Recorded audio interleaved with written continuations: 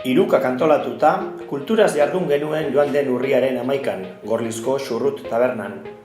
Horretarako kulturgintzan diharduten aditu bi gonbidatu genituen, Ainhoa Hortels, Getxostarra, eta Alex Igartua, Gorliztarra.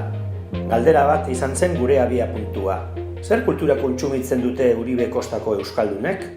Egia zen da galdera hori zaila da, nik beste bi galdera euskat. Zer da kultura eta zer da euskaldun izatea? Hau da, euskaldun izateko euskaraz jakin behar dugu edo euskaldunak direnetaz inguratuta bizi edo zer da euskaldun izatea? La kultura zer da? Herri elkartei zatitzu bat emon bizirik jardun dezaten, baina gero komentatu dudan bezala, bai gobernutik edo instituzioetan lan egiten ari diren horiekin eta herri elkarte horien bitartean sortu lotura bat, eta apurtu ezin den lotura bat.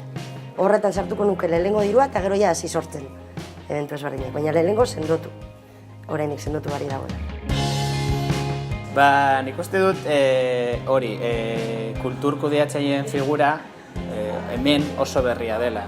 Badator Europatik orain dela pilo, Berlinen jaio zen nik uste dut, baina orain nik uste dut hemen ez gaudela utiuta eta orain daukagun bidea egiteko oso luzea da, baina uste dut bidean gaudela eta ikasten gaudela. Baina berez, kudeatzailearen figura, kultur kudeatzaileen figura oso berria da.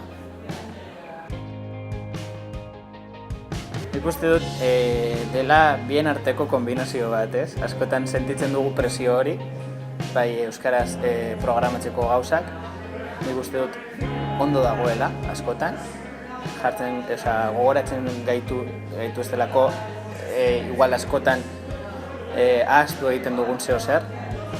Eta bai, guk jartzen dugu gogo horiek euskarazko produkzioak gure programazioan egoteko.